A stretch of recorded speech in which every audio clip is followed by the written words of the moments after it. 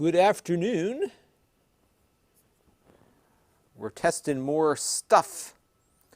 We don't stop testing stuff around here, because if I ever stopped, we would have no channel. So, it's been a busy week already. I got like a really fun video coming up next week, and I was getting ready for that today. So I'm doing an interview tomorrow. I'll wait for some of you to come in first before I tell you all this exciting stuff. But today, we are taking a look. I got to set up all my social stuff. I forgot to do that before I started here. I haven't streamed in a couple of days, and I'm getting rusty already. So let me add a title here. There we go. What do I have to do tonight? I got like such a busy week because I'm bringing my mom in to get her shot tomorrow. So I'm excited about that. Her first shot. She's getting the Moderna vaccine. And it looks like my age group is going to be probably, I think I'm like in April or somewhere along the way. But here's what's exciting. We're going to take a look at this in a second. I'm just waiting for all you fans to come into the stream here. I got it's coming up this week, hopefully. But I got I'm going to get a T-cell test. There's a company called Adaptive Biotechnology. Yeah, Adaptive Biotech. And they have a T-cell test that they say is more accurate than antibody testing. They've done some studies on it. And it was created in conjunction with Microsoft, and apparently there's some AI layer to it. So what they do is they have the phlebotomist come. We're going to talk about the camera, don't worry. I'm just excited about this T-cell thing. So, and just to back up, the reason why I'm such a nut about this T-cell stuff is that I'm pretty convinced that the CES show, the Consumer Electronics Show back a year ago in January of 2020, was one of the first early super spreaders of COVID-19 because, I mean, and this is not scientific, but everybody I know that went there came back sick. Every single person that I came in contact with, including myself. So, but this was before there was any testing. And by the time the antibody tests were available, we were like 6 months out, right? So the antibodies kind of fade after a while. So there's been a lot of research done on the memory T cells. Like, how does your long-term immunity get? It looks like some people are having some trouble with the Amazon audio. Let's take a look at that.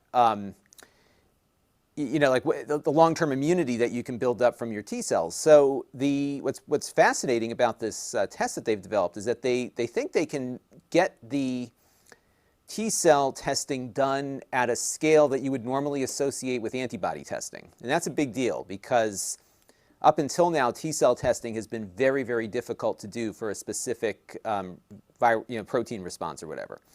So I am going, actually she's going to come here to take my blood in like 2 or 3 days. And then within a week or so, we'll get the results back. And apparently it's much more accurate than the antibody testing in their early studies. There is some AI craziness because I guess what they do is they take your blood and then they sequence the immune cells. Let me see here. That sounds fine. Yeah, audio is not a problem here, Jorge. I would maybe refresh your browser and see if that works. So they will take your blood and then they sequence your immune cells. It's crazy, like they clone you. And then from that, you get a result as to whether or not you have reactivity to, and I guess they test a number of different proteins from COVID-19. And my understanding is that it's more than just the spike protein, which most tests look for. So it's going to test for, I'm guessing, a few of the other proteins associated with the virus, because some of them are a little more stable from what I've been reading, versus just the spike protein, which of course is starting to change a bit. So I'm excited about it. We'll see what it comes back at. I don't know. Either way, I've been locked up in the house here. I'm socially distancing. I'm doing all the right things. So we'll see what happens. Now, what's exciting about this test, and I'll get into the camera in a second.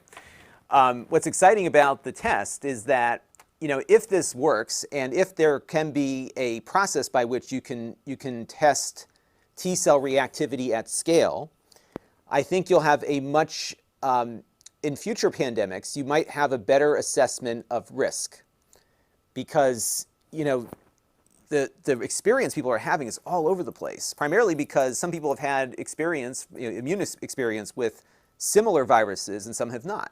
And so those who have had some kind of experience with the virus in the past, even in advanced ages, sometimes do just fine. So they don't know, right? So this is exciting stuff. I'm looking forward to it. All right. Well, let me say hello to some friends here, and then we'll plug the camera in. I've been playing around with this a little bit. In fact, if you watched my video on the network switch, this was what was shooting in the equipment room. So what it is a BirdDog PTZ camera. Now what's attractive about these cameras is that they are, all right, I'm going to use the word inexpensive, but it is not inexpensive compared to other cameras. Let's put it that way. So compared to PTZ cameras, this is pretty reasonable. It's about $1,600. It will shoot at 1080p at up to 60 frames per second. And then it's adjustable, so you have a lot of different frame rates here at the bottom. Let me show you the overhead view. It's a little hard to adjust, maybe because I'm getting old and I can't see anymore. But these dip switches here you pick out the resolution you want from this list of resolutions up here. And then you set the camera resolution. This one came set at 1080p 60, which is fine, so we can get a feel for the bandwidth that it requires. And I'll talk about the bandwidth in a second. And you can hang it upside down. So if you wanted to mount it on the ceiling, you can configure it to shoot, basically flip the image around, and you can just have these mounted on the ceiling. These types of cameras have become very popular for religious institutions, for education, because we're doing everything remotely now, and you can control everything about the camera. You can control the pan, the tilt, and the zoom. So there is a zoom on this one. And yes, it is indoor only. You can use it outside, but you don't want to use it outside when it's raining. So that's the only caveat to it. And the crazy thing is that you can power it just over the network cable. So you plug it into a PoE switch, and I think this cable is connected to a PoE switch in the equipment room, and that's all you need. So everything comes back over, and I'll explain what the NDI does in a second here. I just wanted to check the zoom on this. So the zoom is, what is the zoom? I'm not sure what the zoom is on it. Let me see what they say it is. 10x optical. It's a 10x optical zoom. So that is the zoom on it. And again, you don't have to plug it into power. You can just use your Ethernet cable here. Now let's take a look at the back here before we plug it in. And I'm just going to bring it right into my vMix system here so you can see how it works. Now on the back, you're going to notice two Ethernet jacks, or two RJ45 jacks. I think this one on the right is actually a serial port. So you'd have to get an RJ45 to serial, and you could use that for direct communication to it.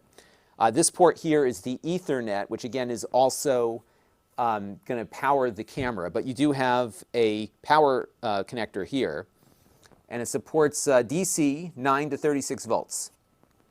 Now in addition, you get SDI and HDMI out, and I'm certain that it can do SDI and NDI at the same time. I'm not sure about HDMI, so we'll check that out.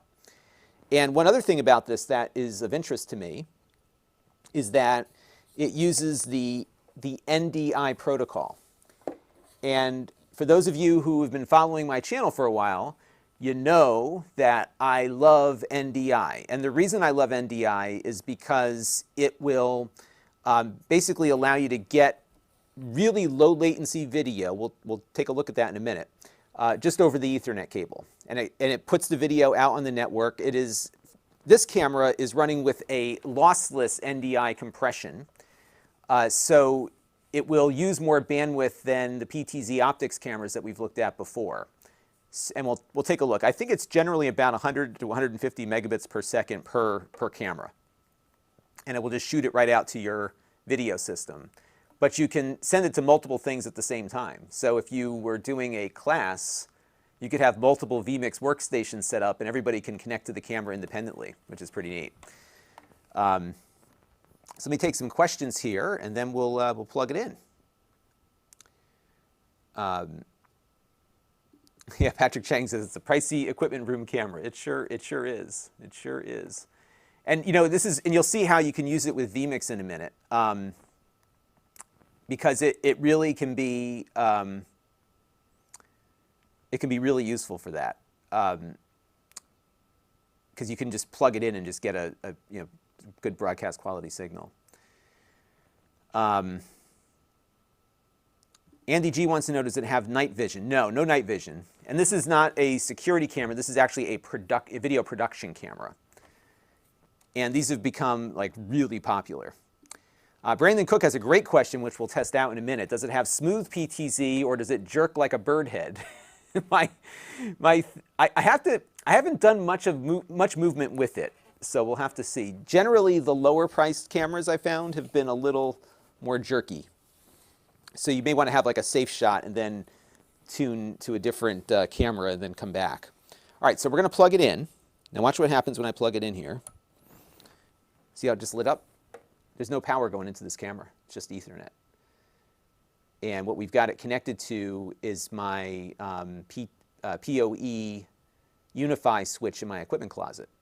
So all the power for the camera is coming in over that Ethernet cable right there. Isn't that cool? Now what we can also do, let me close out some windows here, because I think a lot of you might find this of interest. Let me just shuffle some things around here. We can actually log into my switch and see what the power draw is currently of the camera. But what's crazy about this, and what we'll do too, here, let me get my other input out here. Like I said, I haven't done much with this yet, so this is kind of like my third powering on of the camera. Like I said, I used it the other day for a video that we did. Actually, if you watch the one we did for the Teradek thing the other day, I used that one also. Now here's the video coming in from the camera. And what I want to do next here is get my Mac's screen up. Actually, I'm going to show you the desktop here. And I'll show you how you can control the camera with vMix. So we'll do local desktop capture and just say display 1. All right, so now we're going to go here. And if I go and click on this,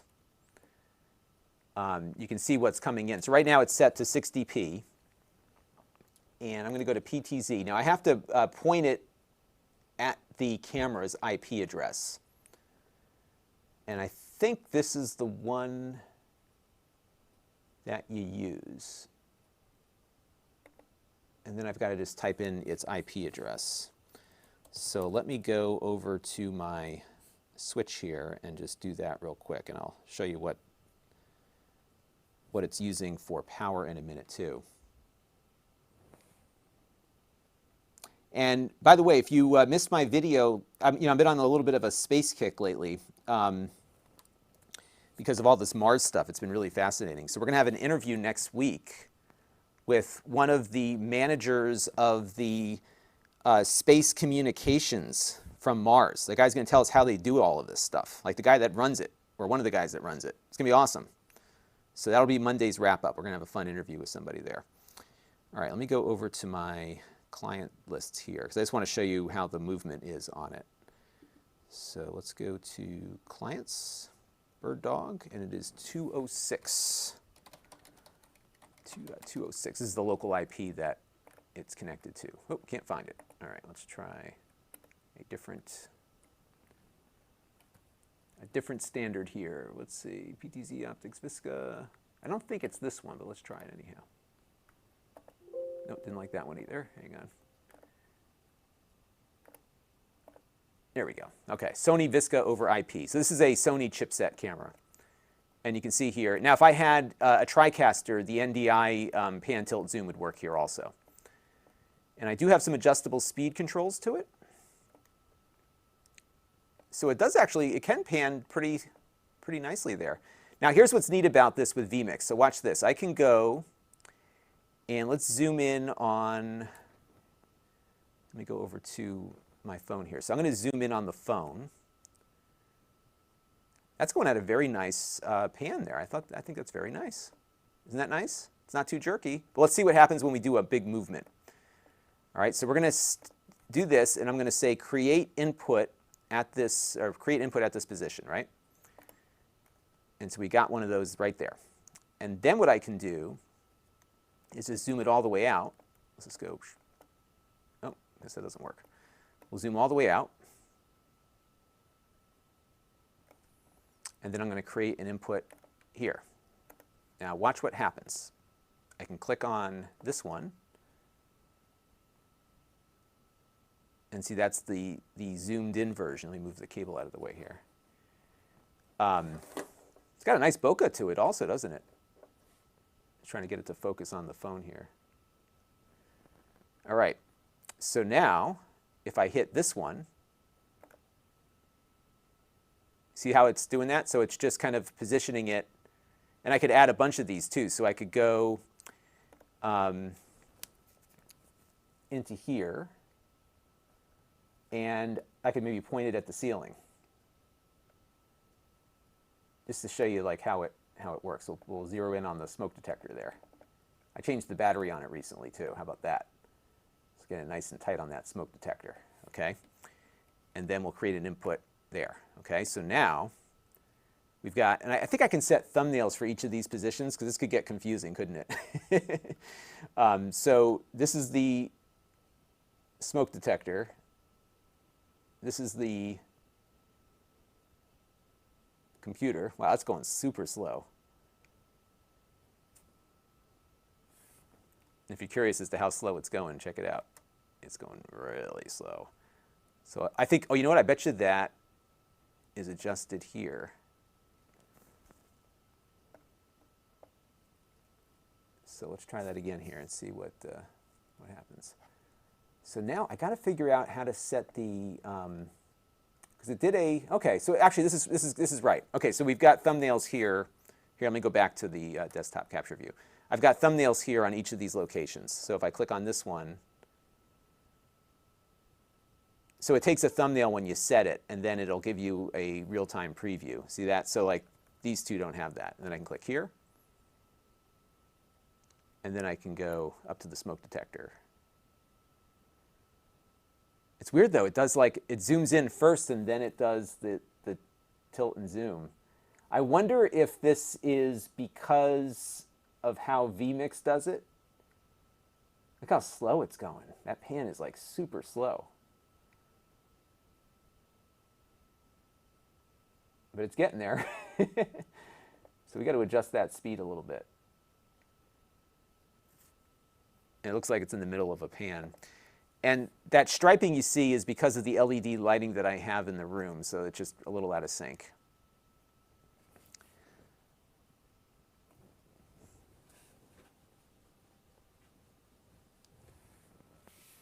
And it's getting there. It's just really slow on the pan and the tilt. I think though if I were to do it manually, it'll go a lot quicker. So if I go back into here and I just pan it down, well, it is going slow. So I wonder if this is the control for that. Let's see. Slow. No, it's all slow. Let's see. Position speed. Let's do speed. That's faster. What about position speed?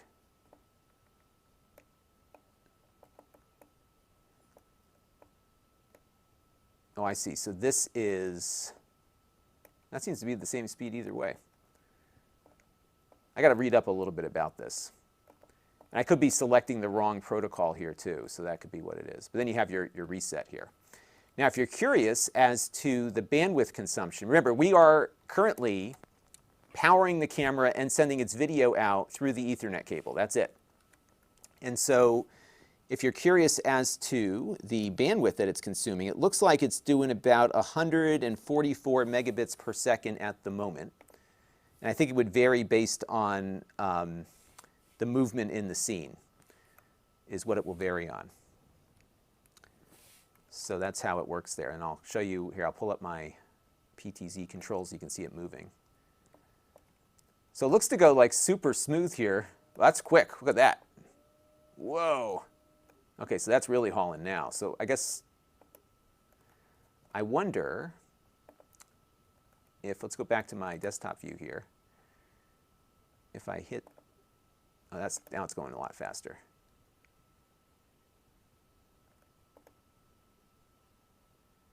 So you do have some adjustability to the speed in which it moves. And it was interesting because it wasn't responding to that control in real time. So I wonder if it's pushing down that speed control after you close the window. So if I go back, yes, that's a lot faster than it was a minute ago. Pretty cool. Now there's more to this camera. There is more to the camera. I've got to get the remote control out because it's got some remote features, and I got to figure out where the box went because that's where the remote lives. Here it is.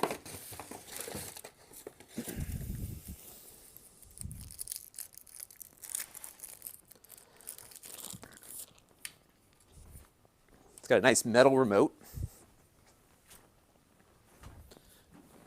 So this is so you can use it with the remote control, or you can use it with, so if I just move it around this way, I think it should, maybe it needs some batteries. Let's see.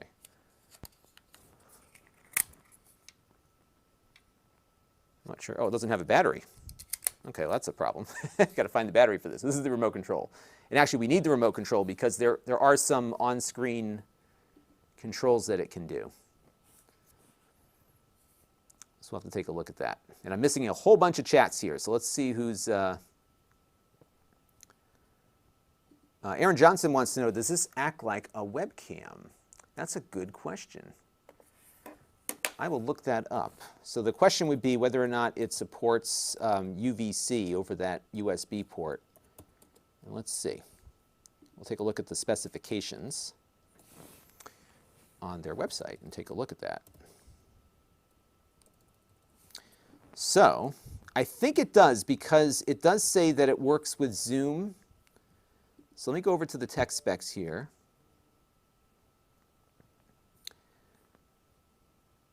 And let's have a look. So I'm just going through the, here, I'll see if I can share the screen with you all.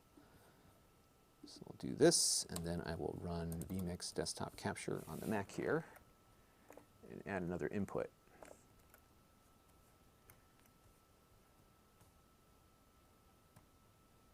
And we'll say display 1. I'm loading up the NDI on this thing right now. Okay, so here are the tech specs, and I'll pull the thing off of here.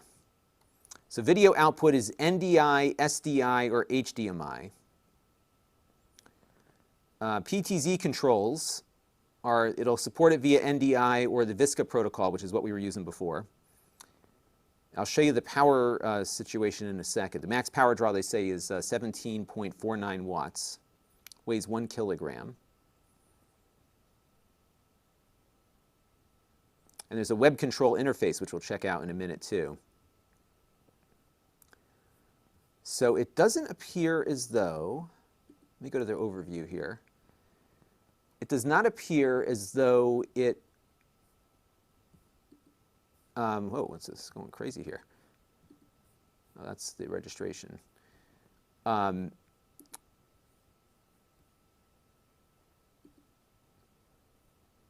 I go to overview, it takes me back to the home page there.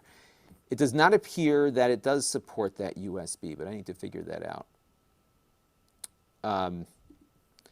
Patrick Chang wants to know, does Zoom have PTZ controls? Yes, they do, as a matter of fact, although I think it requires that UVC connection. So we'll have to take a look at that. And did Smoke Monster join us, Mark Dell? I don't see him yet. But if you say his name 3 times, he tends to show up.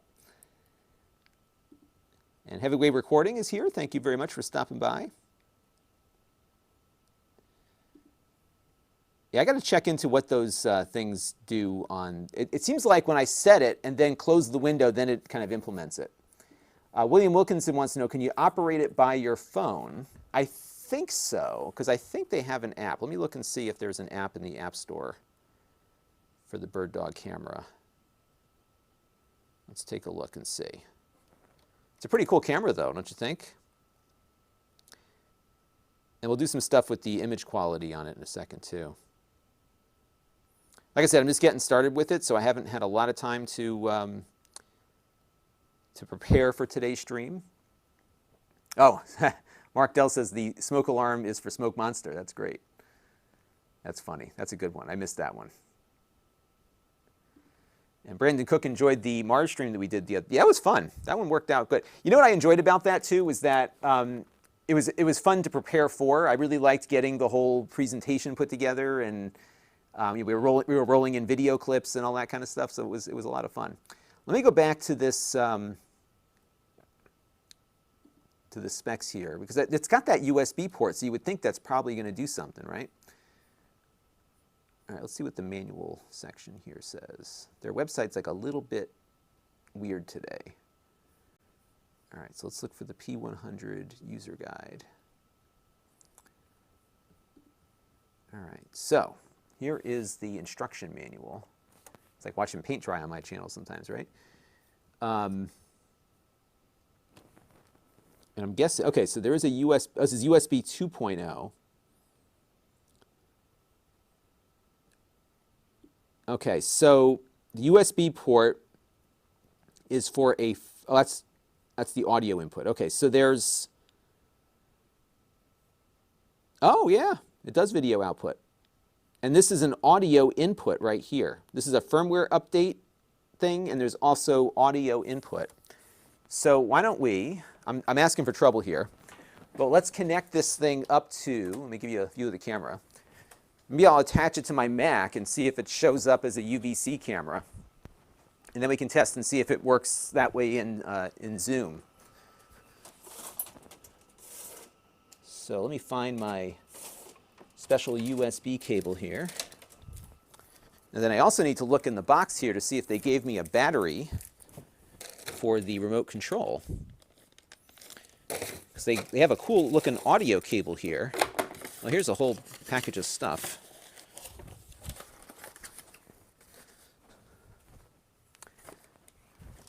So they provided this cable here. This is kind of a neat cable. So this is like a USB input. Line in and line out, so you can actually monitor. So there must be circuitry inside the camera for audio processing. Oh, and the battery for the remote control is not included. It's a CR2032, which I have upstairs, so I'll go find that in a minute. But in the meantime, and you get some stickers. Because of course, you got to get stickers with your camera.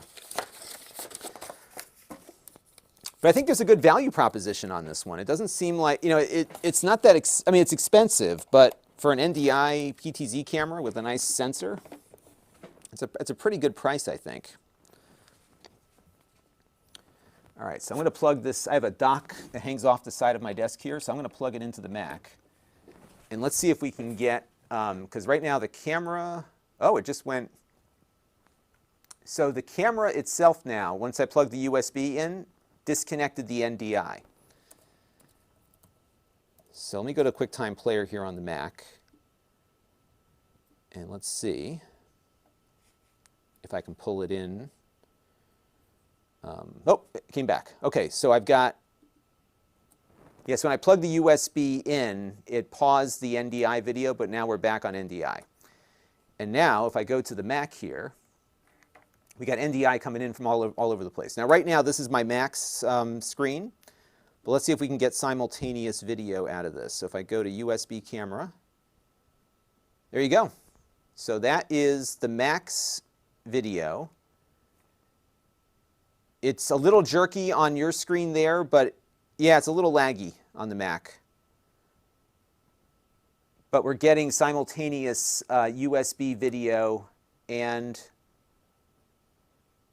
NDI video. So it's doing both at the same time. So that's cool. I'm just going to disconnect that real quick. And I need to update my notes on that because that's one thing we're going to want to try. So the next thing we want to look at is whether or not we can control the PTZ in Zoom. So bear with me for a second here. I just got to figure out what we're going to do here. MC is asking on the Amazon chat, is this an outdoor camera? It is not an outdoor camera. It can be used outdoors, but not when it's raining. I don't believe it is waterproof. Let me just double check on that. I'm pretty sure that it is not outdoors. Let's take a look though. Yeah, this is not an outdoor camera. Now, I have used these things outside. You just need to make sure you keep it dry. I did a high school graduation with one of these things. And it was great. We had it hooked up to vMix, and there was all this motion, all these different positions that we had to configure the camera to be configured on. It was pretty cool. All right, so let me load up Zoom real quick here. I'm just going to make some notes.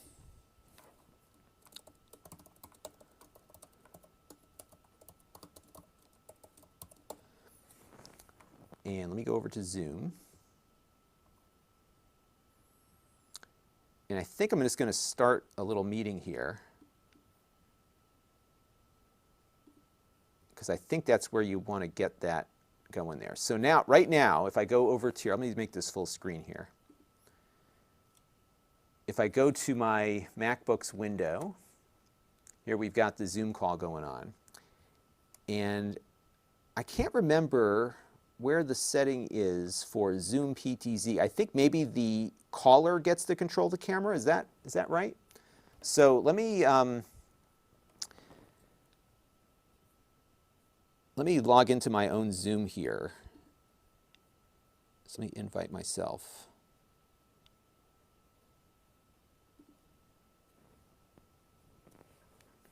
And I'll log in from my phone here and see if I'm able to get connected to it.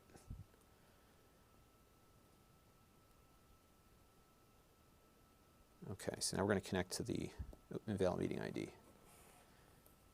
Yeah, let me just go and look at the invite that I put into my clipboard. All right, so let me click on that.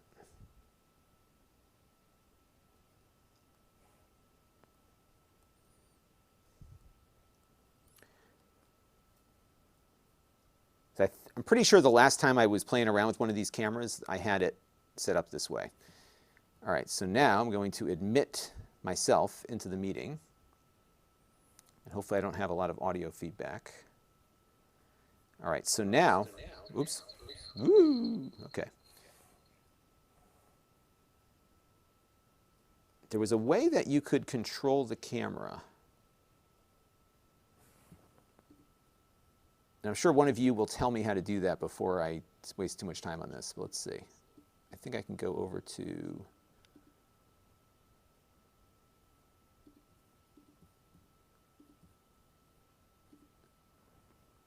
Yeah, I got to look that up real quick. Although I think some of you might have done this before, so let me look and see.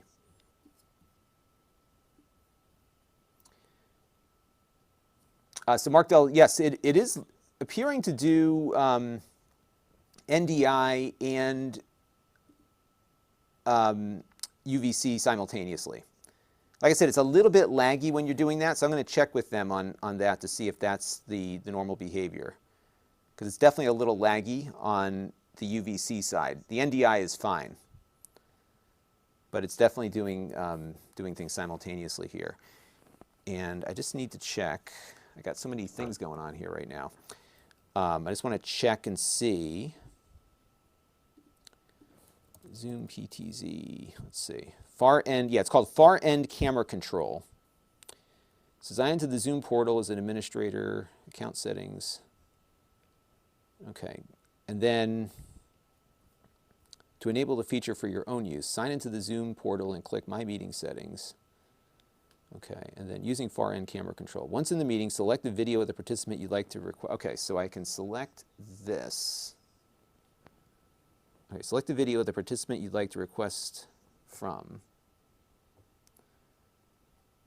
And maybe I got to go into the participant list here. So I'll click on the host. Let's see. Or it might have to be on a computer also, maybe? That might be why.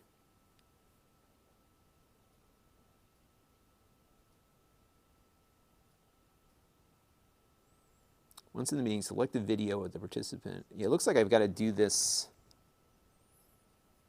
from the computer version. So let me go back to here. Yeah, I'm going to just check my settings here too. So let's do that real quick. Bear with me, everybody. I'm just trying to figure out all this stuff. All right, so I'm going to go to settings. Far end, yeah, so far end camera control is on. So that is in place. So far end camera control, zoom, iPhone. Let's see if I can do it from the iPhone.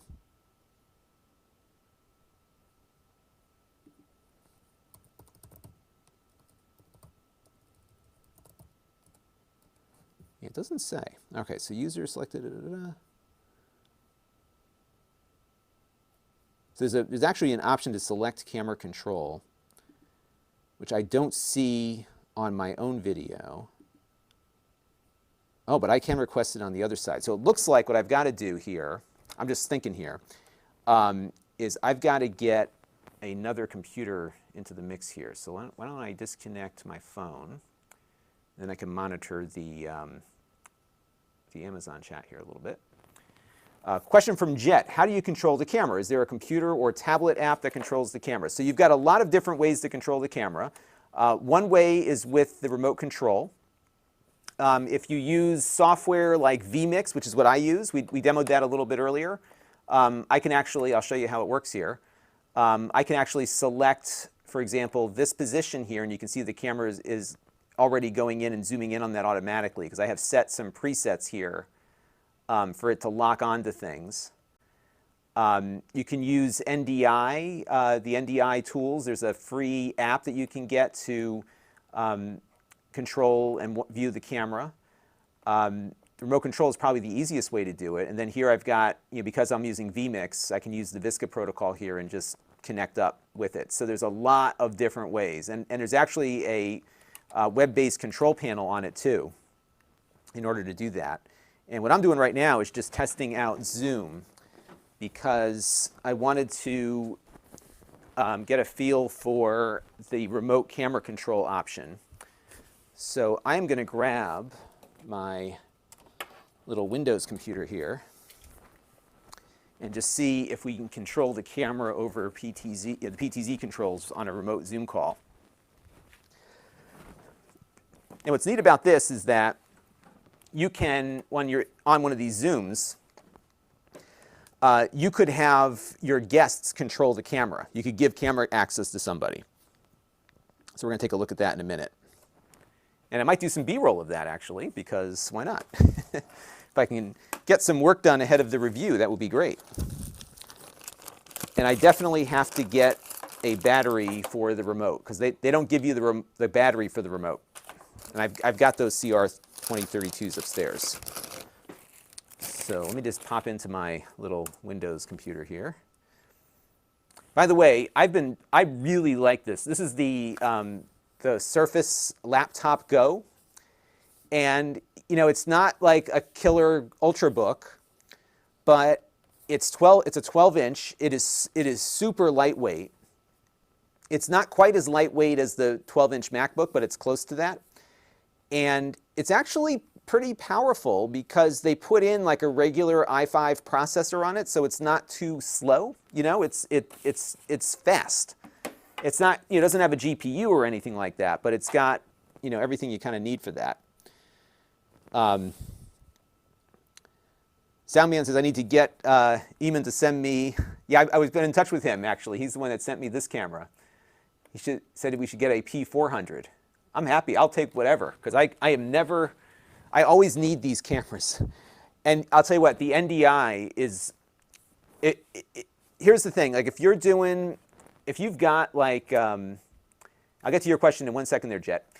If you're doing, actually this might be relevant to Jet's question on Amazon. Jet's asking, how does the HDMI work? Is it just an output or is it only input? So it is an output.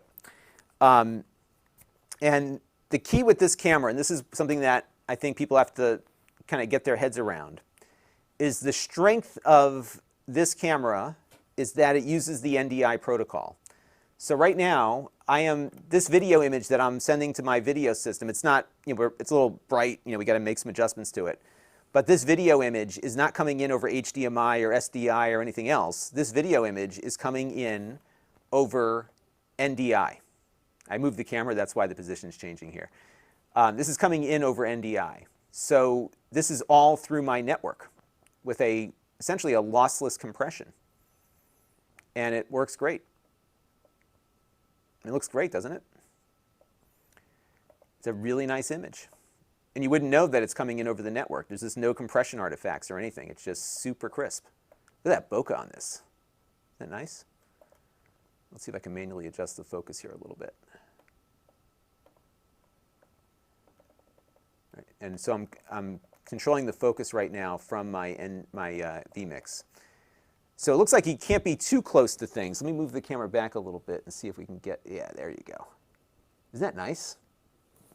And this is all on the automatic settings right now, so I haven't adjusted the aperture or the iris or anything, so it's just all kind of doing its thing. Pretty neat. And this is NDI. So I can put like a little colorful, I don't know why I have this on my desk, but I do. So you get a little bit of a glow around the white there. Could just be a little out of focus, but right now it's on the autofocus. So if I move this closer, I don't think it's going to be able to focus that close, that far zoomed in. But I can zoom out a little bit and we'll come back. Let's see. There we go. Yeah, so you need to be get a little bit of distance from it. There you go. And it's a little bit blown out because it's just, I haven't adjusted it yet. And I'm not sure if if it's even on the auto settings for that. But it's pretty cool. Yeah, so you could do HDMI. We're going to check and see if the HDMI can output at the same time as the NDI does. But what I want to do real quick is just pop into the Zoom call that I set up here. And I'm just going to set up a note on my Google here. Yeah, and I think the important thing with this, because I'm seeing some comments, a lot of people are looking at this like, oh, is this a security camera? No, it is a broadcast camera, which is used for video production and live streaming. And you can certainly find cheaper cameras out there, but to find a PTZ camera with a 10x optical zoom, a Sony sensor, NDI, basically lossless NDI compression, and PoE powered, $1,600, believe it or not, in this market is a good deal. I think it seems like a pretty well featured, feature-rich camera, at least from my initial impressions here. We still have to do a little bit more work with it. So give me a second here. I'm just going to put that URL in a Google Doc so I can get at it. And let's pop back over. I'm in the wrong account here.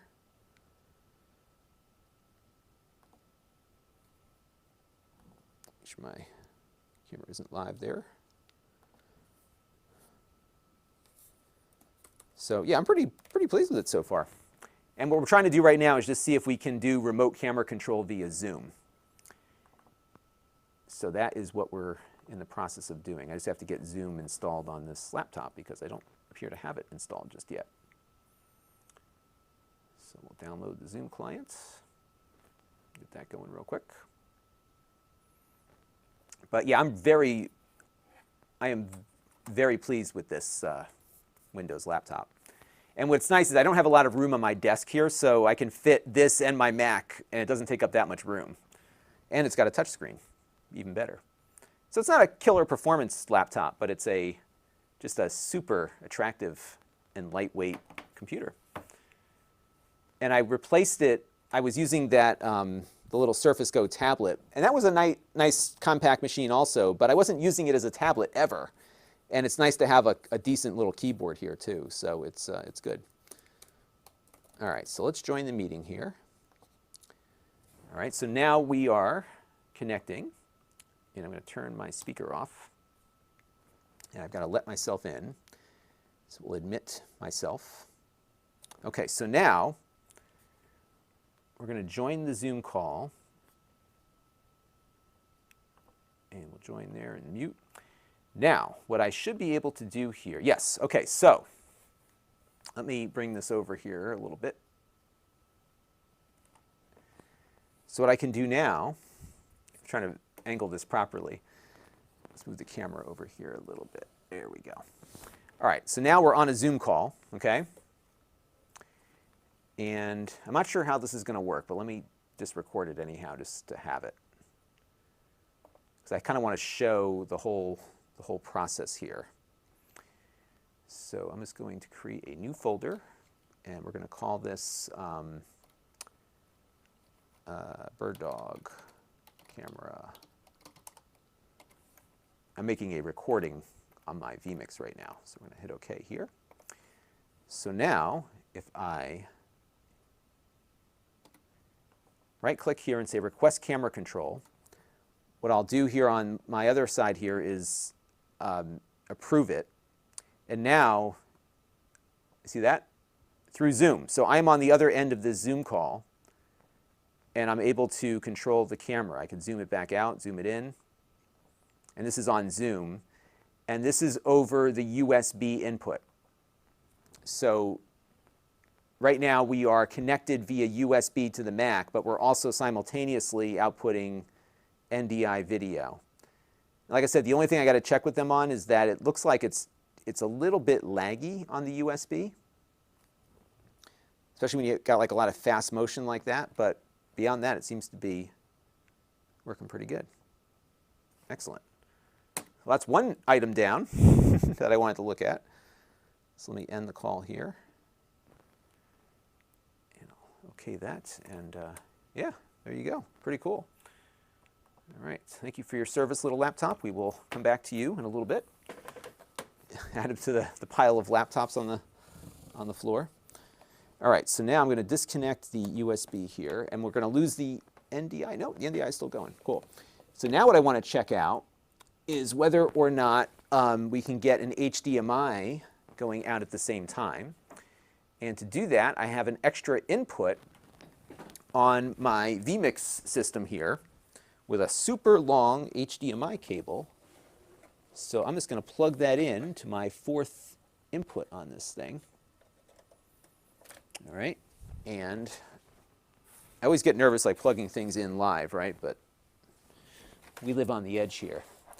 So I'm curious, because I know it will do the SDI, but I'm not sure about the HDMI while you're also doing NDI video. So let's plug that sucker in right here. And this should be a direct feed out, so you're not going to have any image processing. And generally, here we go. All right, plugged it in. Yep, it's working. Okay, so let's see if the NDI is still up.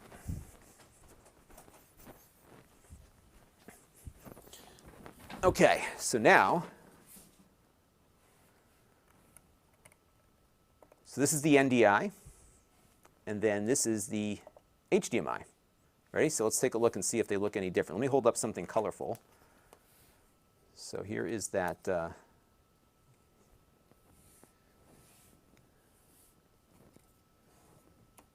just going to get into a good position here. Okay, so now, let me zoom in a little bit. Let's get a little bit more of an interesting look here at it. That's a nice smooth zoom, isn't it? Excuse me. Okay, so there we go. All right, so now, again, still a little blown out, but I got it. That's me. It's not the camera.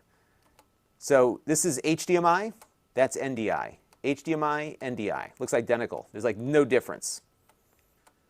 And they're both coming through at the same time here. If I'm switching back and forth, and you don't see the difference.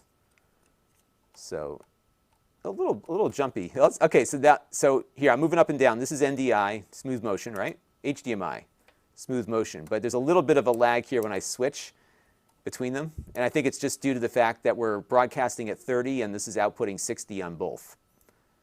But no problem. So it is, it's good. It seems like it's working. Justin in the Amazon chat's asking, do you have to capture to play with it? Yes, so you don't actually need, this is what's cool about this. Let me unplug the HDMI out of the back here. With a camera like this, because it uses NDI, you don't actually need anything other than the network cable. So if you look at it, the camera is on right now. There's no power going into it either because it's all coming in over my network cable. And what's neat about NDI video is that it works over your network. And so you don't need a capture board for it. You just need to have a good, strong Ethernet connection to your computer that's doing the broadcast.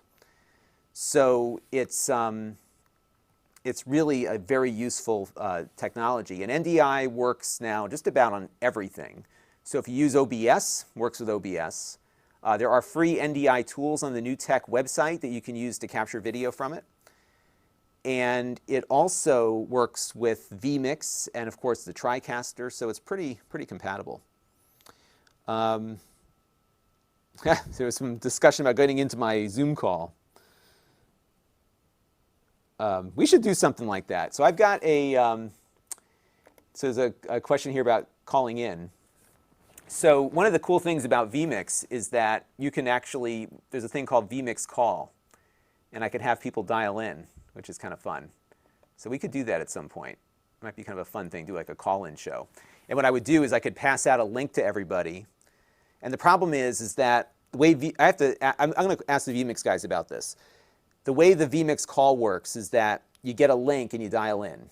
But if you're on the call with me and then somebody else hits the link, then it knocks you off and puts the other person on. So I got to figure out how to make that work. So there you go. I'm going to put the price on this one is $1,600 because there's been a lot of discussion about price. I'll put a chat thing up there so you can see what it's all about. I'll have an Amazon link in the video description for the YouTubers so you can see what it looks like. 10x zoom, NDI, SDI, HDMI, USB, UVC. Zoom PTZ compatible. I'm just going to put that out there because I know a lot of people have that question here. It's a pin message. So yeah, if you want to see how that works, I could show some of you in a little bit. Yeah, I think we should try that. Maybe we'll do like a call-in show. I think that might be fun. I just got to figure out how to trunk the line so that the people that are called in, I was doing a live stream for somebody. We had everybody scheduled, but people were calling in early and knocking the guests off. So it was tricky. So Soundman uses the P100 as a fill cam and the P400s for closer in. Yeah, so there's a lot of uses for these, and it's pretty wide angle on this thing too. So now what I want to look at is the web-based control panel on this thing. So I will show you what that looks like in a second here, because I haven't seen what it looks like just yet. So let me get that up for you, and I'll show you what it looks like. All right, so this is the web-based control panel. And I got to check and see if there's a firmware update too. I didn't even look for that yet. But you can see right now it's giving us kind of the rundown as to what it's outputting. So we've got 1080p 60 coming out the NDI. It's active, got the serial number. That's my local IP address. Let me check the network settings here. Just making sure it doesn't have my external IP. All right, so here's the rest of it. So it does give you like a little URL that you can always hit. So you could change this to something like BirdDog PTZ1.local or something if you just need to find it quickly. And then what's neat about this is that it does have a DHCP fallback address. So if for some reason it can't get an IP, because right now we just have it set to DHCP, it'll default to this address, and then you can get into it. So you could plug it directly into your computer or something like that. Here are the PTZ settings. So I can do a preset out of here if I wanted to. Oh, here's the PTZ max speed. I can adjust that here. Now I'm curious if I adjust it on here. Let's pull up our vMix screen here. What happens when I adjust it on this end? So let's go over to this thing, and let's slow the speed down to like here, and I'll close that. And did it change here? I don't know. Let me refresh the screen. So let me click off of it.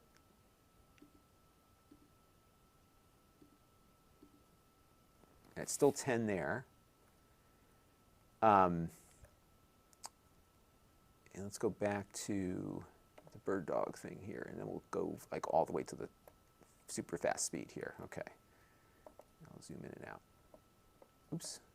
Going to do a little bit of motion there, close the setting, and then, so right now it's on 10. If I go over here and then go here and then here, yeah, it's still staying at 10.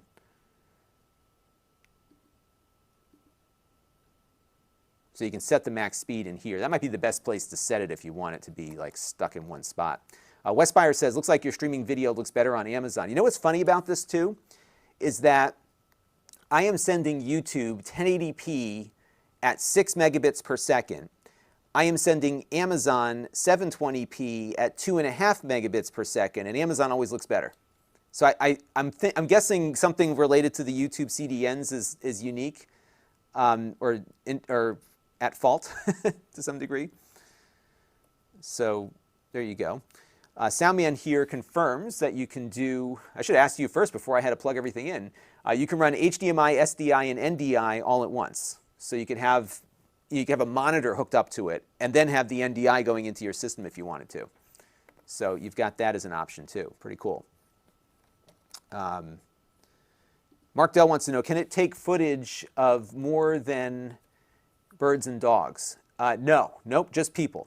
I'm not, just birds and dogs, that's it. And then people, it kind of blurs them out. Yep. You keep me thinking there, Mr. Mark.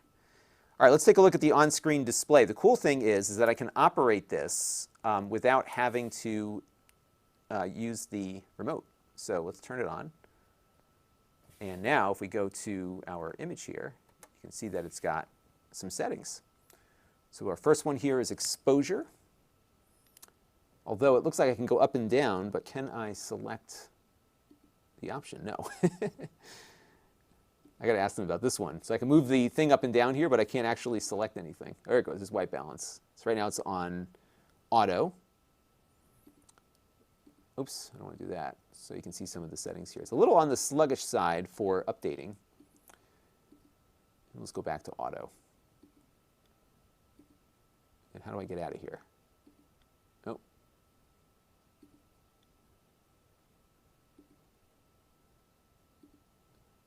I can't get out of this thing. I got to turn it off and turn it back on again, maybe. There we go. Okay.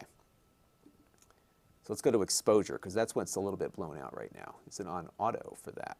And that's the question.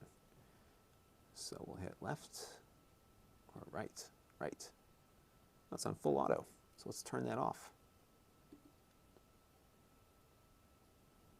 And now it's mode bright. What other modes do we have? Mode shutter priority.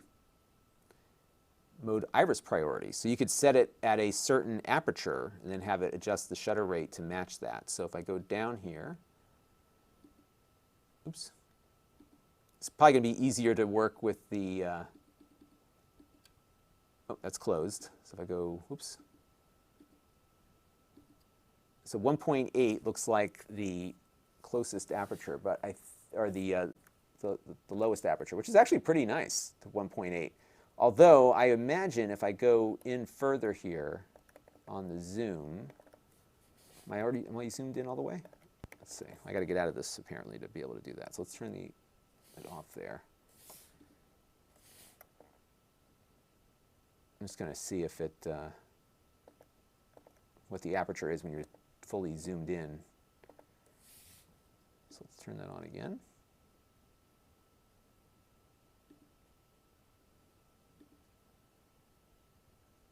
It says it's at 1.8 even here. I don't know if it would be, though.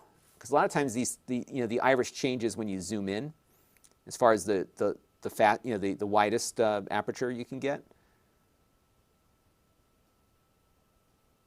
And then here you've got a full manual. So, and you can start to see how the you can see how we're seeing some lines from my LED lights. So we have to kind of adjust the shutter rate to match with my overhead LEDs. I know my lighting is not good here. I need to adjust that. We're back to full auto here. Yeah, the full auto is a little bit blown out.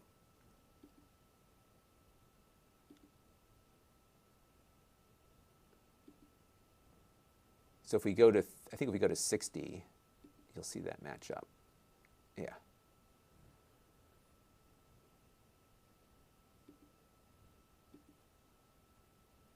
It's pretty easy though, I think, to move around with this thing. We could, and watch what happens when I move that.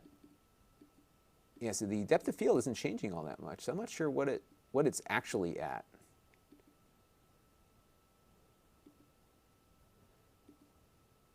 Oops.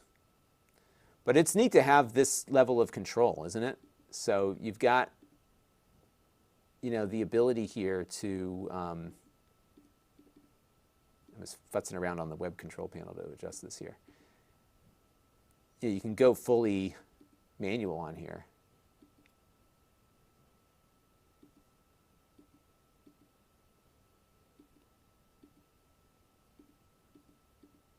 You got some high-speed shutter modes too, it looks like. And you'll see that image come into play here as we start bumping up the shutter, or slowing down going to a lower shutter speed. I wonder if it really is a 1.8 aperture. Actually, no, I don't think so, because we should be seeing. Yeah, I gotta ask them about that one too. And we're back on iris priority. We'll go back to auto here.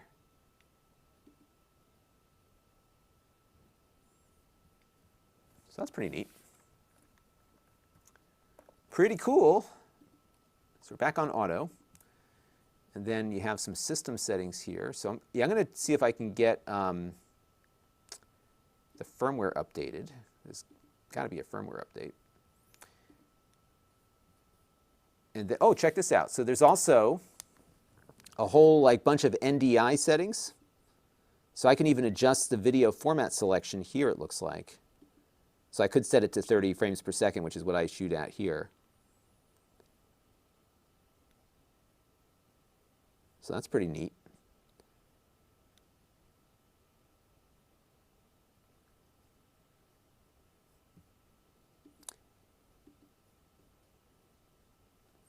And there's also, BirdDog has these communication things built into it also. So you have the ability to actually do voice communication through the cameras, which I need to look at also. I don't think I've got two BirdDog devices actually, because I also have, this one. Now this is their NDI box. And this is similar to this in that you take a 1080p HDMI, you plug it in, no matter what it is, and then it spits out the output on the network. But what's neat about it is that this also works as an NDI client. So I could plug a monitor into this, and the monitor can output something from NDI over the network. So when we were playing with, the other day when we were playing with that thing from Teradek, I was having my vMix system down here send the video output upstairs over the network to the box, and then I plugged the HDMI from this into the Teradek to stream out. So, because I was trying to get a cellular signal up there. So it's a really useful box. And this supports their comm system also. So there is somewhere on this. Yeah, I think it works with the existing audio connector. You can actually talk to people, like talk to your crew, through their comms package. And it uses the camera's built-in audio capabilities to do that. And your audience doesn't hear it, which is great, of course. So that's pretty neat. Yes, I got a lot to think about on that. Diamond wants to know what the latency is. The latency is like next to nothing on this. So I'll give you a good example of that. So let me get the camera. It's not going to be a very flattering shot of me. But let me get the camera positioned at me. So let me zoom it over here. Let's go this way. And I'll zoom out a little bit. So right now, my camera is audio. Oh, it's going to be right up the nostril. It's going to be a really flattering shot. OK. So right now, I'll pull up this one, and then I'll pull this one up. And again, I haven't adjusted my exposure here, so take all of this appropriately. Let me zoom down a little bit. OK. I may record this, too, because this might be helpful. OK, so right now, the audio is coming in through this mic out to the camera over there. OK, so this is basically my video system is taking the HDMI raw out of this camera and integrating it into vMix. So there's no delay on the audio, no latency, because it's coming in with the video from this camera. OK. So now let me do this, and yeah, it's funny because it really does. It is kind of blown out. I'm going to have to get that remote control going because it'd be so much easier. So I think there's actually an iris control on the remote itself. So here, I'll just do a quick recording here. So now I am, let me try to figure out what I want to say here. So now I'm talking, and my audio is going through my other camera, and we're relying on the NDI video for this one to show you the image. And as you can see, the NDI is really very low latency, so you're not seeing any real lip syncing issues here. So that looked pretty good, I think. Let me play it back. I'm going to load that clip up into my list here, and let's take a look and see how that looked. All right, so we're going to play that back. I'm just curious, actually, to see what it looks like. So now I'm talking, and my audio is going through my other camera, and we're relying on the NDI video for this one to show you the image.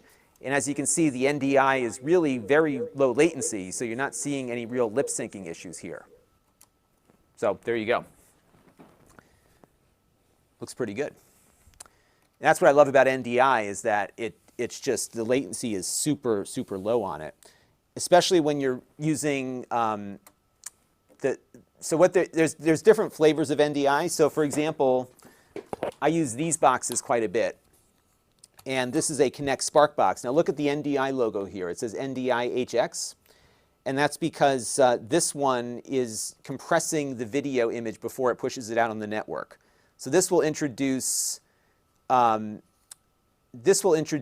little bit of latency, not a lot. I mean, it's minimal, if that. It's pretty good on its own, but this has a little bit more processing. This one, again, it's pretty much, taking that video, very light lossless compression, almost instantaneously, and it pushes it out. I think they say it's like 1 frame of lag, so it's not bad.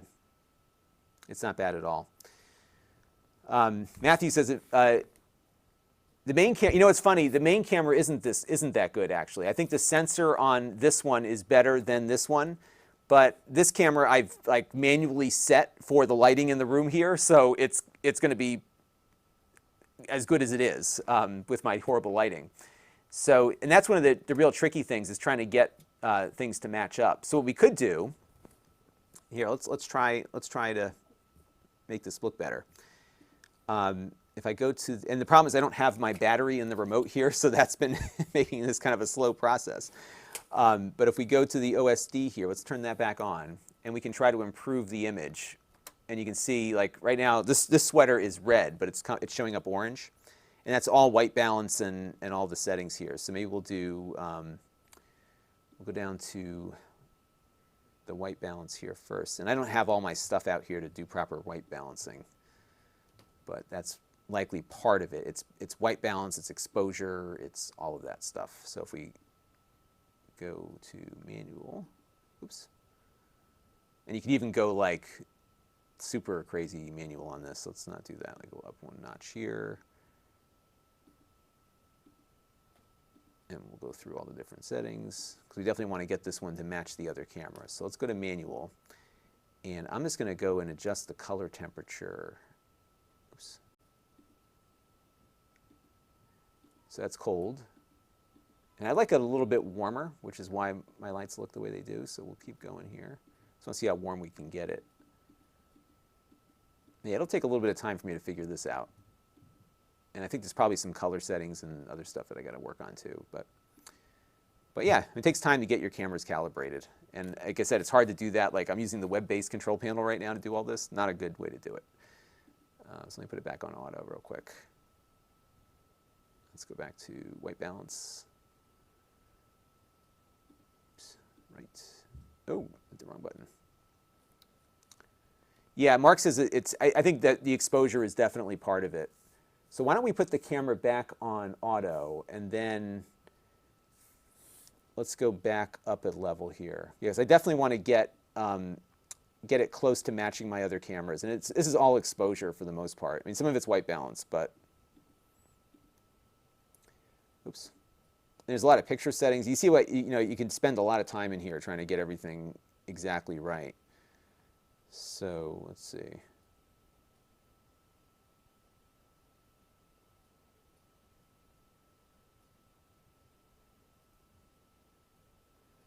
Mark says, I feel like your cut showing off how the latency is making the other camera. Yeah, I think I'm going to probably redo that when I do the review. I was more curious just to see how it looked, or how good the latency was on it. And my experience with NDI has always been very good. And that's the that settings. Let me go out of that one real quick here. Yeah, so I gotta spend some time futzing around with the settings here. I wish they had like a way to just do it on the web, like just on the computer screen, just to get it all kind of dialed in. So we'll see. Nathan says auto might be the best. Yeah, typically, believe it or not, like my default on everything is just like whenever I'm out in the field, just leave it on auto, because I just don't want to deal with. Because I've had too many issues where, because like the stuff that I do is not beautiful. I'm not Marcus Brownlee with my video. I love his work, but I will not ever have the equipment or the ability that he has to make things look as crispy as he says they can look. So for me, it's when I'm out in the field, we just leave it on auto. So when we went to my brother's place, everything was just auto. I tell Jake or whoever's running the camera, just point the camera, leave it on auto, hope for the best. And you're going to have something usable generally out of that. Yeah, so I've got to spend a little bit of time with the image quality on this one. So I'm going to mess around with that a little bit. And I've got to get a few other things done here. How long have I been doing this for?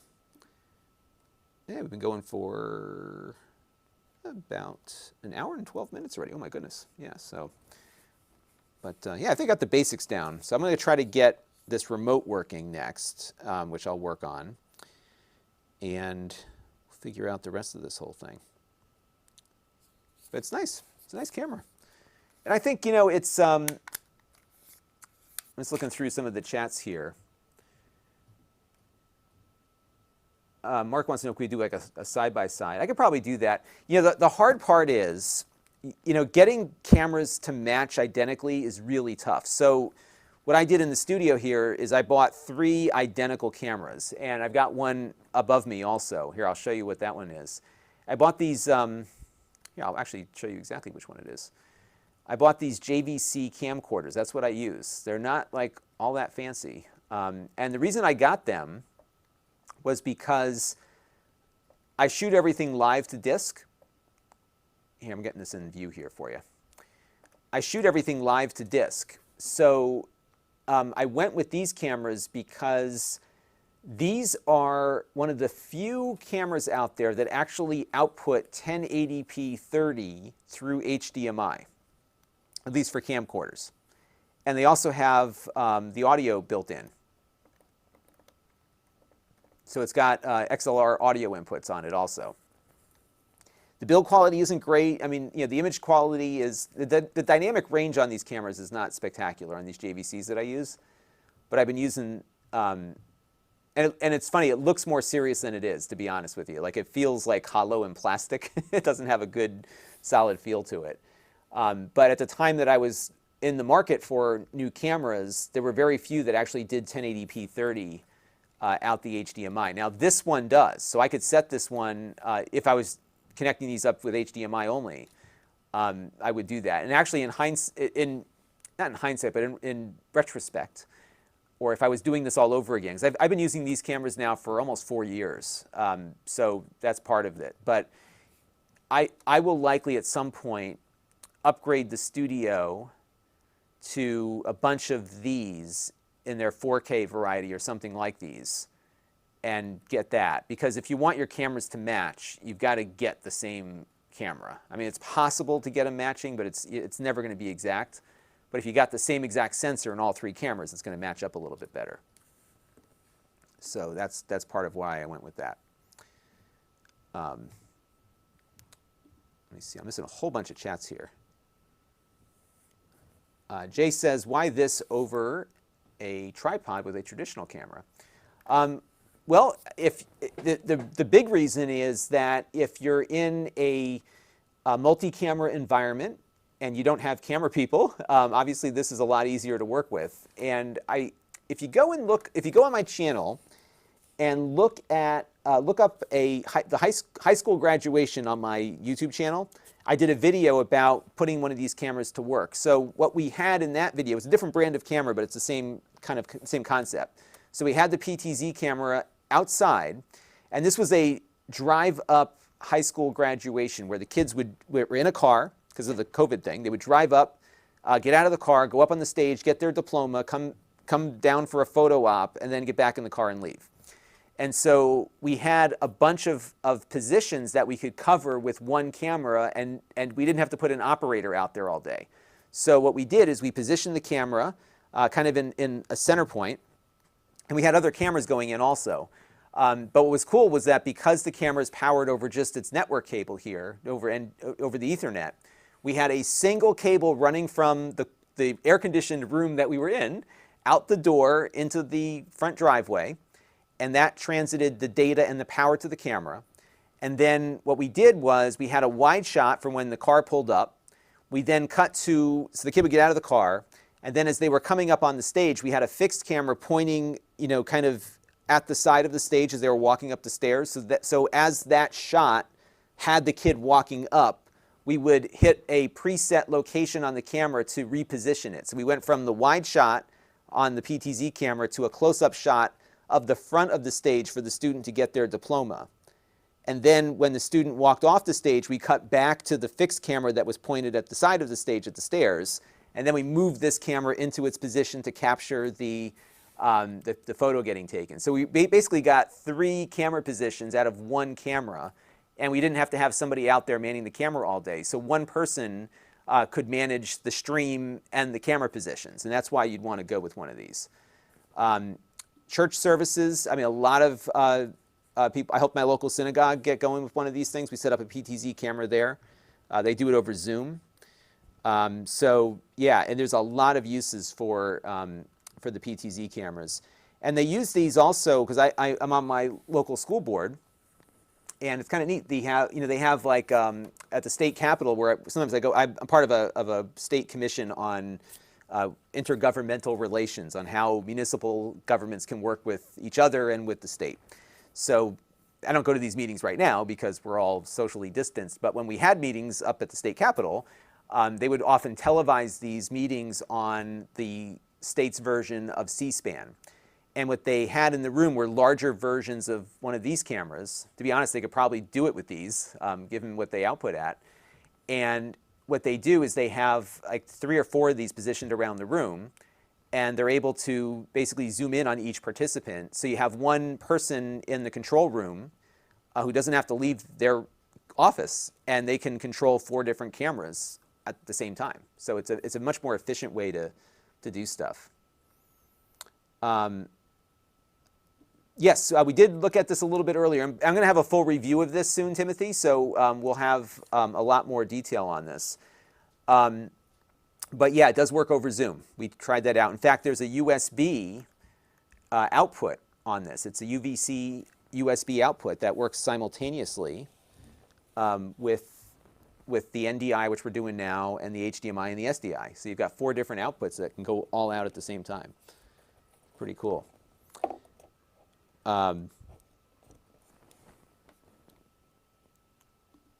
MG Fur is wondering, can you record on the camera directly? No, I don't think it's got any recording capability. It is strictly an output device. Mark is wondering, does it do motion tracking so it can follow you? I don't think these do. I think the PTZ optics cameras have been messing around with motion tracking. It's kind of a hard thing to do because they don't have a lot of processing power on the camera itself. But there are some cameras that are starting to do that now. So it's good. I mean, and what's nice is that these things are getting to be more affordable. So like the real high-end cameras, for a long time, were the only option for PTZs, and I think they were like $4,000 or $5,000 at least. Like they were super expensive. In fact, there was a big controversy at the state capitol over their cameras because they bought a bunch of cameras and hadn't installed them, so they were sitting in boxes. There was a whole big to-do over the cost of the cameras that they were using to upgrade their footage.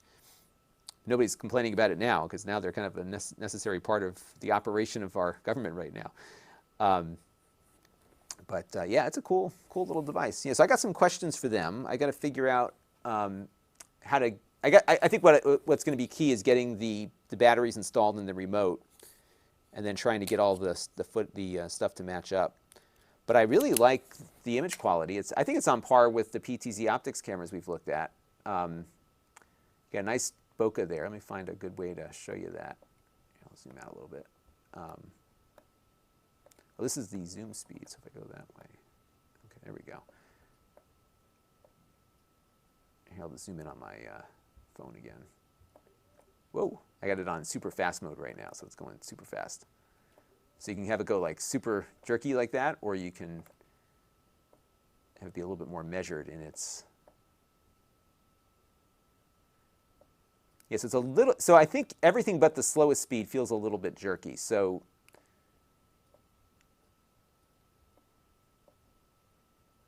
we'll see where it goes. And Westbuyer says, I don't know what display you have, but on my M1. Yeah, the JVC looks better right now just because I haven't calibrated this.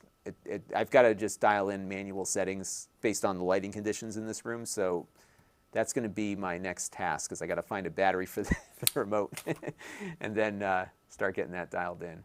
Let me show you the bokeh on here. It's nice. Let me get that just positioned just so. Right now I've got it on one of the slower pan settings here. But it's got a nice natural bokeh to it. And I'm just shaking the desk here. It's zoomed in all the way so you can see how that is a little difficult. Hey, I want to thank Cal, by the way, for following. I think somebody else followed a little bit earlier. Justin started following, thank you. And Matthew Dos Santos also started following, so thank you all for that. And here you can see how smooth that. So it's a little bit jerky. I'm getting a little bit of, not rolling shutter, but a little bit of clipping. But I think it's because right now the camera is still set to 60p, and I'm only doing 30p here. So that's part of what's going on. But yeah, it's pretty neat. Yeah, so I got to just futz around with the settings and get it to match my other cameras here, because I think that's a good point that you've all been making. Because it may not look. I want to make sure I'm fair to the camera and have it look as close as the ones I'm using, because there's no reason, like this should look better than my camera does right now, and I know it can. It's just my fault. Thomas Anfang, I have not looked at. Here, let me pull up your comment here. I have not looked at HomeKit Secure Video. I need to find a few cameras that do that. Oh, Soundman says I need to install Control Center. So let me look for that. Maybe that's what I need. BirdDog Control Center. Let's see what that is. BirdDog Central is a software platform. So that's what I was missing. Here, I'll show you what this looks. Oh, they charge you for that though. Is there a free thing? Let's see. So it looks like they've got a software package here. I'll pull up the screen here so you can all see it. they have a software package here called Central Pro, which you can use to do all the adjustments. But I would love to know, I think they don't like my ad blocker here. Let me just turn that off real quick and refresh it. That might get us all the parts of the page here.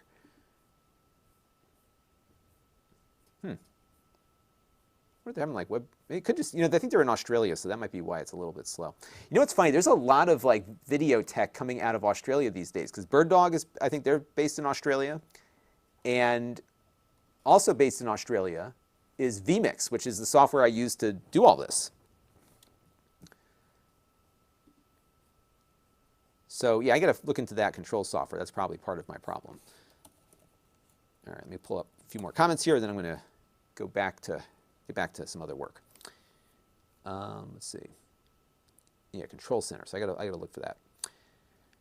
All right. Jeremy wants to know, is there a Wise vacuum cleaner review coming? I should look for the Wise vacuum cleaner. Did they send me one? No, they didn't. They sent me the scale. And what they've been doing, you got to admire them, because they've been having a really hard time. They sent out, here's what I like about Wise, is that they're open with you, like, here's our problems. So right now they're having a lot of trouble sourcing parts from China or anywhere, really, because of all the COVID reductions in raw materials and parts and chips. And so they have a new, I have their new security camera. Their Wise Cam 3 is available in limited quantities right now. It's not yet up on Amazon, but I will do a review of it once it gets to Amazon and people can actually buy it. And the new Wise Cam is going to be, I think, around the same price, but it's an outdoor camera. So it's got to be connected to USB all the time, so you've got to figure out how to get it out to wherever you want to put it.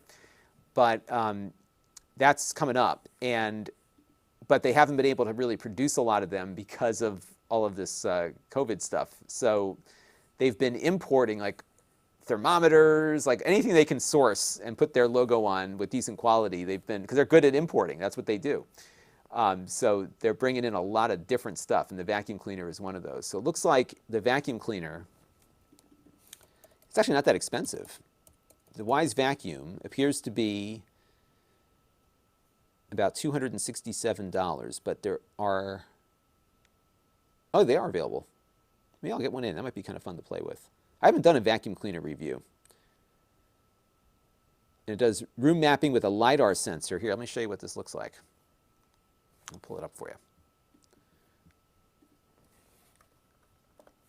So it does room mapping with a LiDAR sensor. It's got the little charging base here. This looks a lot like one that I saw from another company a while back.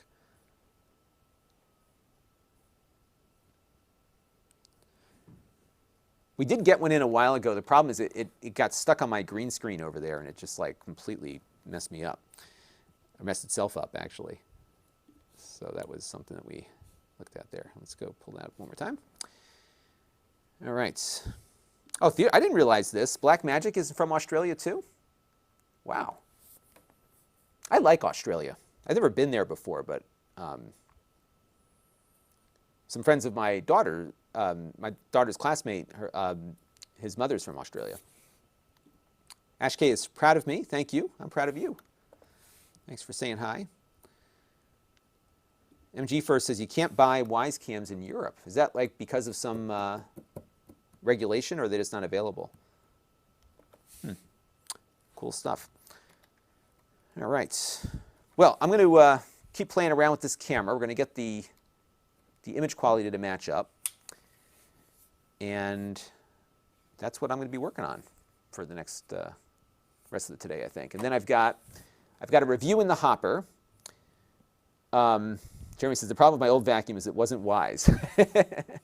Maybe I'll pick one of those up. I got to find more stuff that I can review. I haven't been getting a lot of things in lately, so. Oh, here's another question I want to answer.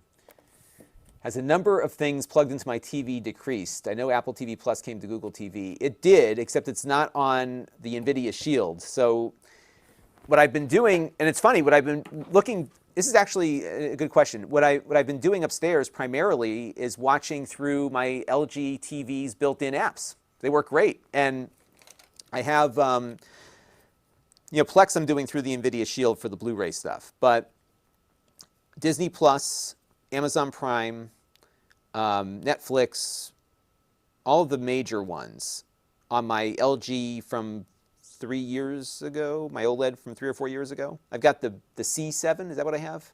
I have the B or the C7, the C7, C whatever. It's a 65-inch C LG TV.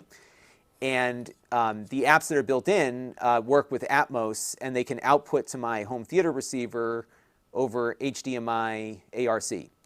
So I have found that the experience on the built-in LG apps with the ARC to the receiver has been the best experience. Primarily in Disney Plus, because I was noticing some really weird frame rate issues on the Shield with that TV for some reason. I had all the settings right. It's like something with the app on the NVIDIA Shield that was acting up. So I started using the LG built-in apps to watch Disney Plus, and it's worked. It's just a lot better, in my opinion. So that's what I've been using, and it's been a good experience with that. The problem, though, is that because my LG OLED, which is like a beautiful TV, pretty much brand new and priced at a higher price point than an LED TV, it doesn't have Apple TV Plus on it. It doesn't. It won't get it because it's too old. So some of the apps get updated, but not all of them. So now you're looking at like attaching another device to get, so I have an Apple TV up there, but it's just, and I'm annoyed by that because they should just I just want the apps to work on everything. I don't want to have like a different box for everything that I want to watch. And the rest of them are getting better at being more universal, but Apple TV Plus is still a bit limiting. The only thing I really want to watch on Apple TV Plus is For All Mankind. I started watching it last year. The episodes are long, but it's a good show. And Ronald Moore is like one of my favorite TV writers. So a lot of things that he's done I've been a fan of, like Battlestar Galactica, Deep Space Nine. So I definitely want to watch more of that. So, we'll see what happens. All right. Well, I am going to get this stream shut down because I'm going to go grab a snack, take the dog out for a walk before it starts raining again.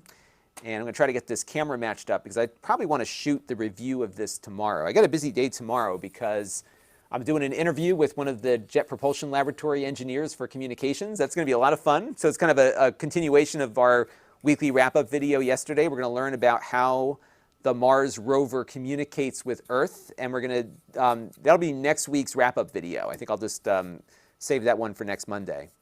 I'm going to try to get this shot. I've got a review already shot of the newest Lenovo ThinkPad Chromebook. So that's going to go up tomorrow.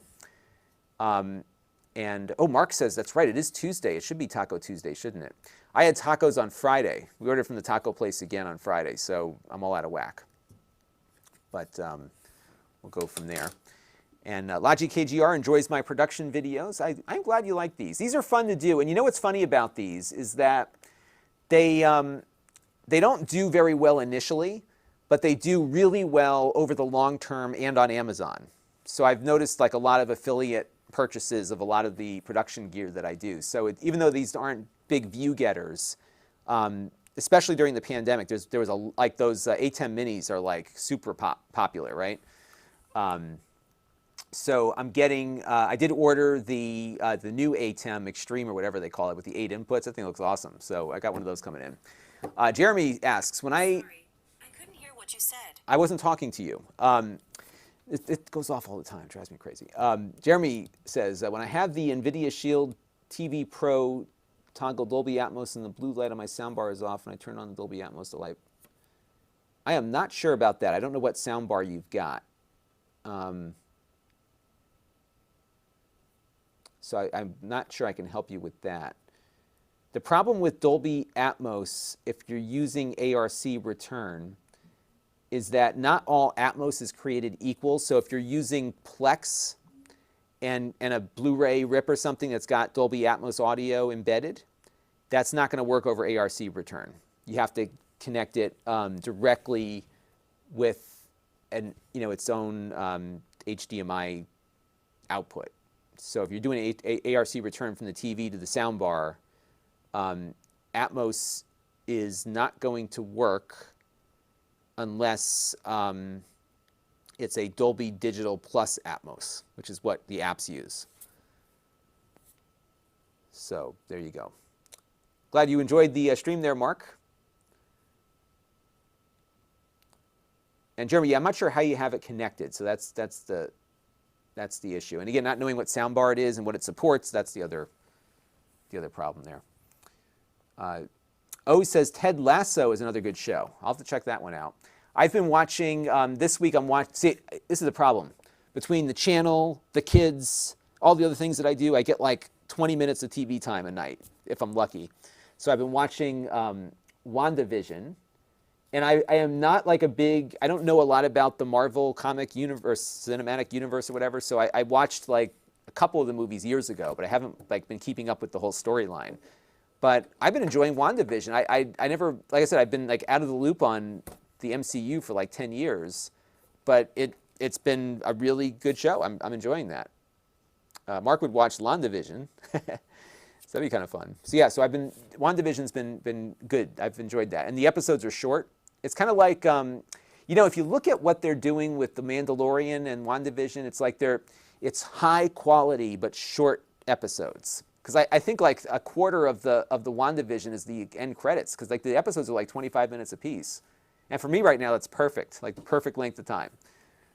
Maybe it'll get easier once we move from pandemic to endemic and we can get out of the house again. So we'll see. But all good stuff. So cool. Oh, another thing before I go. So let me ask you this question. You know, I'm curious if this works. No, I didn't think it would.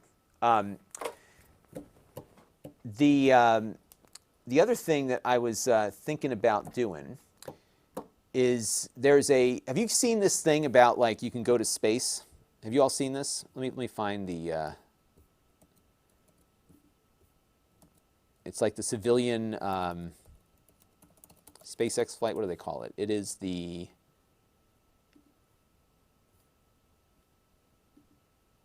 looking it up here real quick.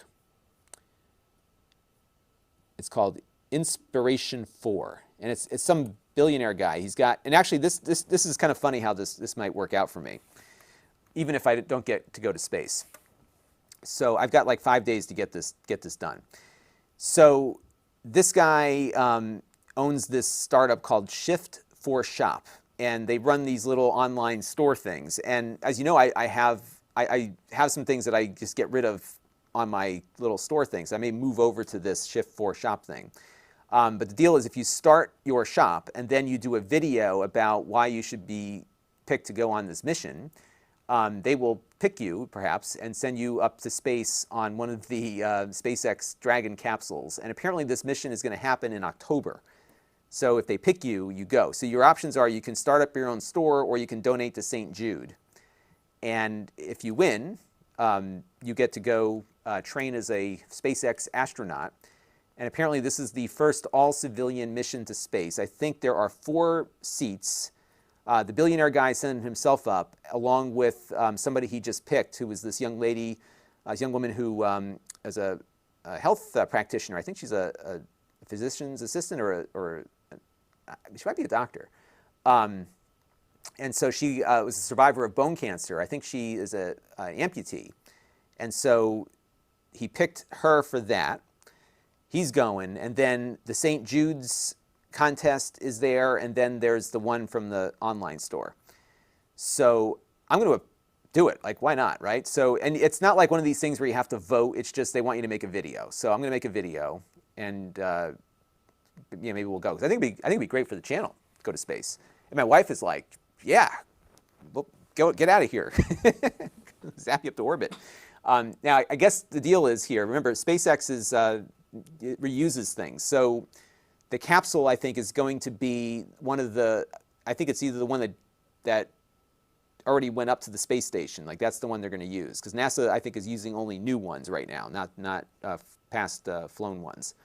So it'll be a used or pre-flight proven, they call it. A flight proven capsule and first stage. And the second stage, of course, is always thrown out. But it might be kind of fun. I mean, go to space. The problem, though, is that that's a small place. And I think they plan to be up there for like 2 or 3 days. So it's not like you go up and come back. Like you're going to go up and you're going to spend 3 or 4 nights up there, crammed into a little space capsule with 3 other people. Now, granted, there's a lot. You know, it looks small on the ground or on Earth because you have gravity, right? So you can only stand on the floor. But in space, every surface you can use. Because I got to go inside Space Shuttle Discovery back when it was. Here, let me show you my video. If you go and search for Space Shuttle Discovery Tour, this video will come up first. So this is what I shot. Here, I'll pull this up for you. I shot this video inside of the Space Shuttle Discovery. So I'm running the camera. This guy. So what happened was this was a NASA thing. They had people that had been working on different systems of the shuttle inside to guide you through the tour. So that's my friend Matt who helped me out that day, and she was with space.com. And this is like the volume of the space shuttle living space is about like what you would experience in a small bedroom. Like that's how small it is. But, and what he's saying here is that even though it looks small on the ground with gravity, you have the whole surface to work with. So if you got 7 people, you know, you've got, 4 walls, a floor, and a ceiling. So you could sleep in all different places there. And they're showing how, how they have everything configured, and they would have lockers up front. And this is the lower, this is what they call the mid deck. So this is where you'd have a lot of the experiments. That was the airlock going out to the back. And so that was where they would attach to the space station, and then to get out into the cargo bay. Not that they ever did that. It did it a couple of times later on. And then this is the flight deck. The ladder would not be there when you were in orbit. And the flight deck was about what you would experience in a typical minivan as far as the size. And the front part was for Earth. The back part is for space. Isn't that cool? And this is Discovery. This is the actual space shuttle that they let us go into. They wouldn't let us sit in the captain's chair. That was the only off-limits thing. But it was a really amazing experience. Actually, it was one of those things that happened so quickly I had to fly down like that day. I flew down and came back up the same day. And that's the, so we were in the orbiter processing facility. So this is the cargo bay right there. Isn't that cool? Yeah, I got to crawl right out through the airlock into the back of the cargo bay. It was just amazing. So yeah, when you have like an opportunity like that come up, you just go. Like, who cares what it costs or how hard it is to arrange the schedule. I kid you not, I was just like, okay, I'm going to the airport. I'm flying down to Orlando. I'm renting a car. I'm going to hop on the space shuttle. That's it. And Smoke Monster is here right at the end. Good stuff. So hey, Smoke Monster, you know what I think would be fun? And if Bob wants to do it too, it might be kind of cool. I was thinking maybe we do something on the Famicom disk system one of these days. I've been listening to podcasts about it. I can run it on my NES cartridge from Crix, right? The what do they call that thing? I'm spacing. I can't remember anything anymore. You know what I'm talking about, the flash cartridge. Do you ever drive N8? We could run the floppy disk system on that as a FPGA powered whatever. So let me know if you want to do that. Maybe kind of a fun live stream to do one night. All right, everybody. I got to get moving here because I've got a dog to walk. I've got a camera to calibrate and all sorts of good stuff going on. So that is the routine. And yeah, we're going to have a fun week of stuff coming up here.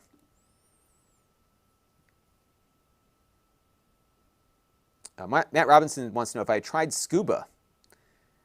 I have not tried scuba, probably because I don't like getting wet. So I'd rather get exposed to vacuum than get wet, right? So there you go.